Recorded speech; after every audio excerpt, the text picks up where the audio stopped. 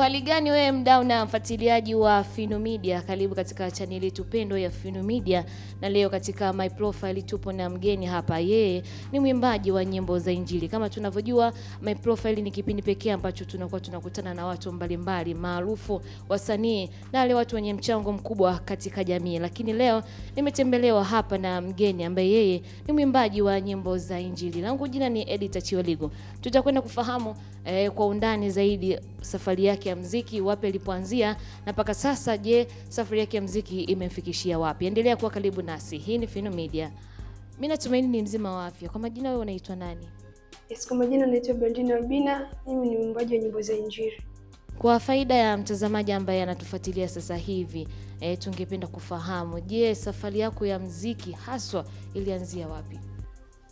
Safari yangu ya muziki nakumbuka nilianza mwaka 2018. Nilijikuta tu ninapenda huduma ya kuimba, kwa hiyo nikawa nikikaa nyumbani nakuwa naimba. Mwisho wa siku wazazi wakagundua huduma yangu, wakaamua kunipeleka studio. Ni nini haswa kilikuvutia katika uimbaji wa nyimbo za Injili hali bado upo katika umri mdogo?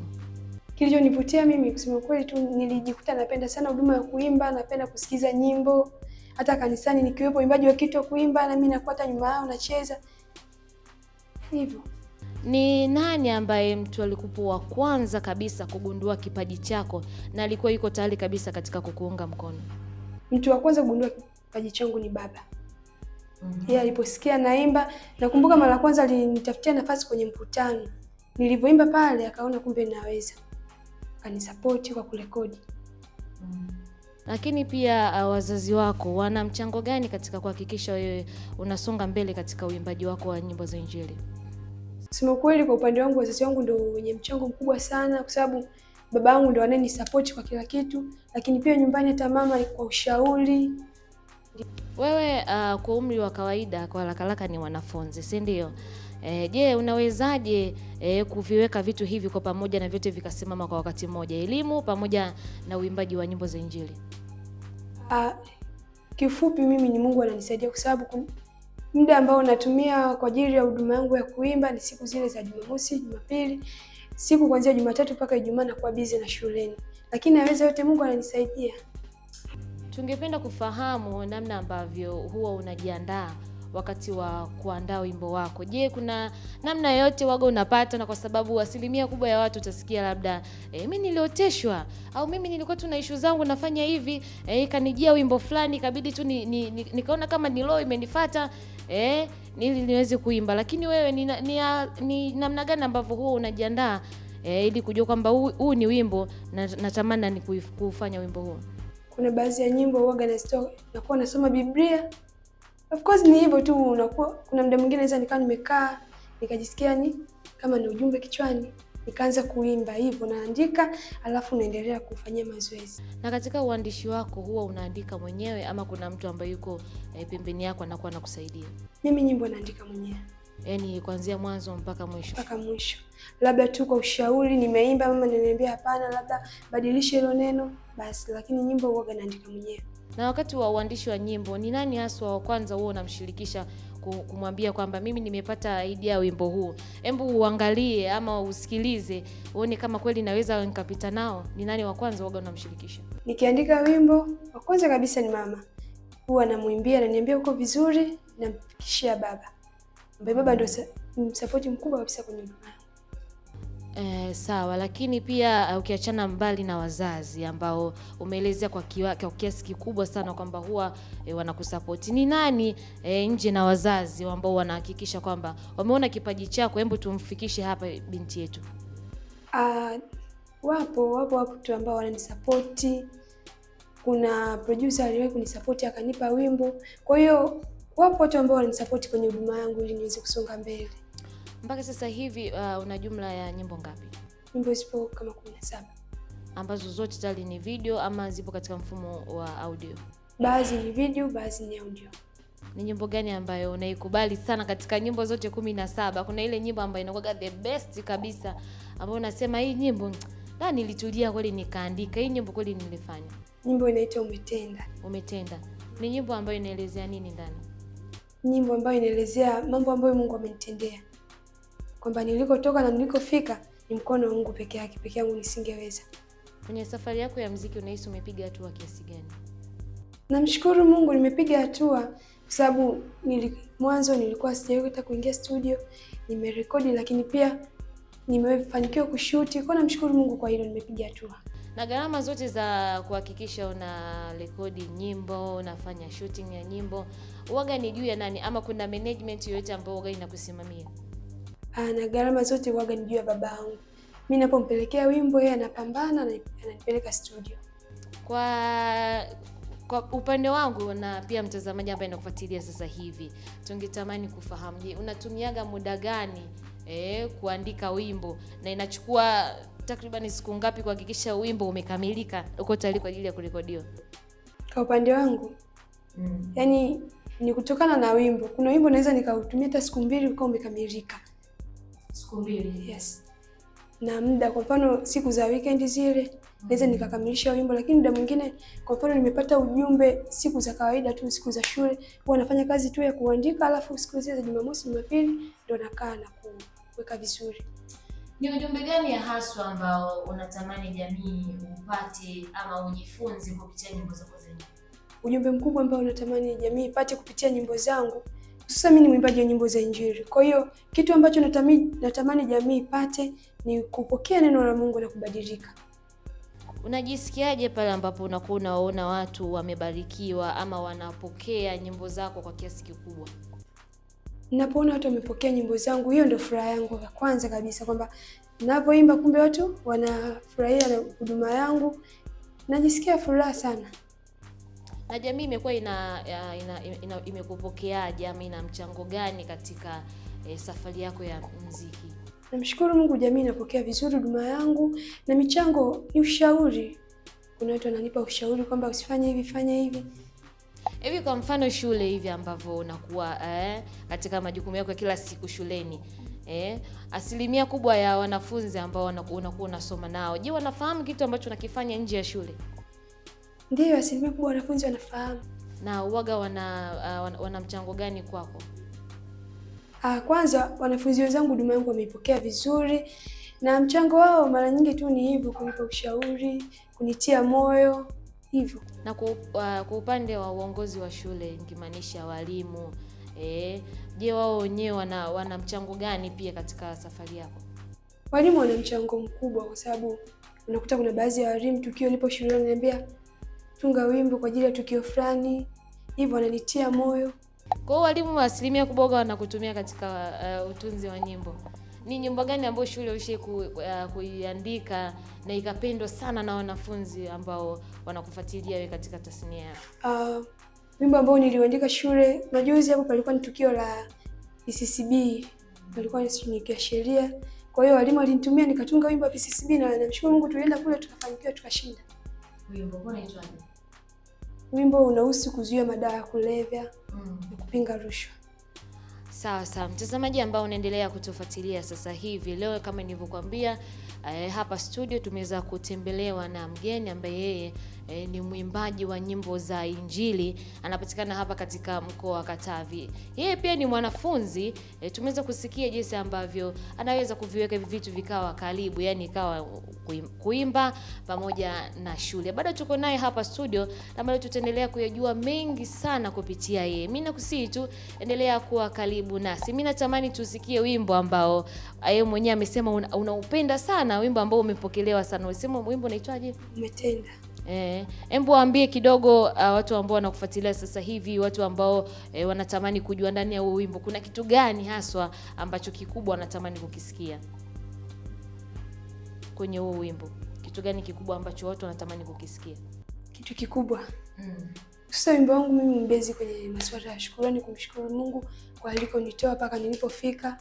Hata najua watu wengi ambao wana shukrani mbele za Mungu. Kwa hiyo kitu kikubwa ambacho natamani watu wasikie ni kwamba tumshukuru Mungu kwa pamoja, kwamba ametenda kutoka mbali. Wapo wengi ambao wanapata ajali, wanakufa, lakini sisi mpaka kufika leo ni jambo la kumshukuru Mungu. Kwa hiyo nitunga wimbo huu kwa ajili ya kumshukuru Mungu. Mpaka sisi kufika hapa leo ni jambo la kumshukuru Mungu. Basi tupate wasaa wa kwenda kusikiliza wimbo wake. Ni moja kati ya nyimbo 17 ambazo tayari zimesharekodiwa na mwanadada hapa ambaye ni mwimbaji wa nyimbo za Injili. Umetenda, umetenda, Yesu umefanya. Umetenda, umetenda, Yesu umefanya.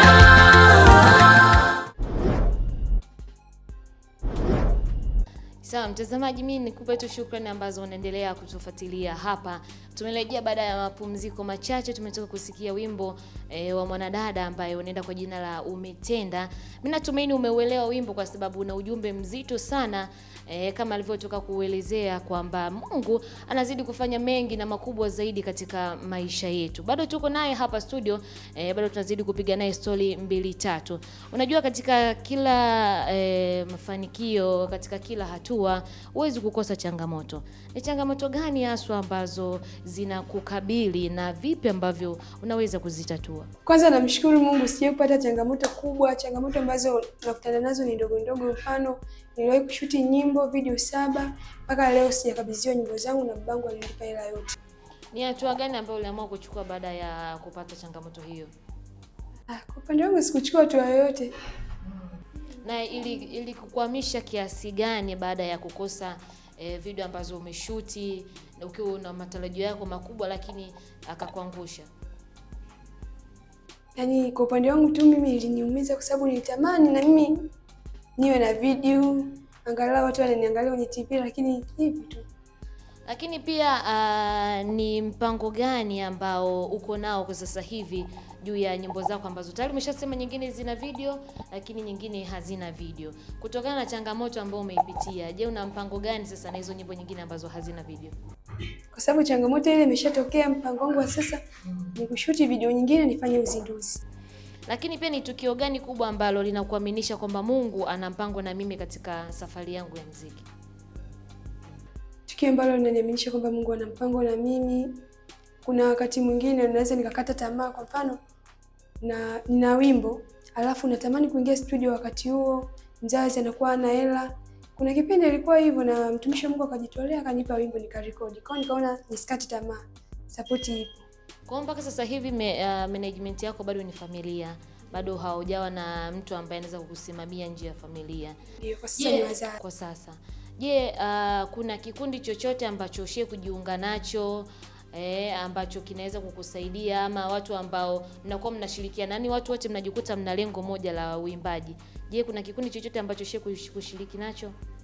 Kwa sasa hapana, bado. Lakini kanisani kwenye uimbaji wa kwaya? Kanisani nilikuwa naimba. Uko naimba? Sana sana uko naimba kwaya gani tufahamu? Kwa sababu mimi ni mtoto, nilikuwa naimba kwaya ya watoto. Ya watoto.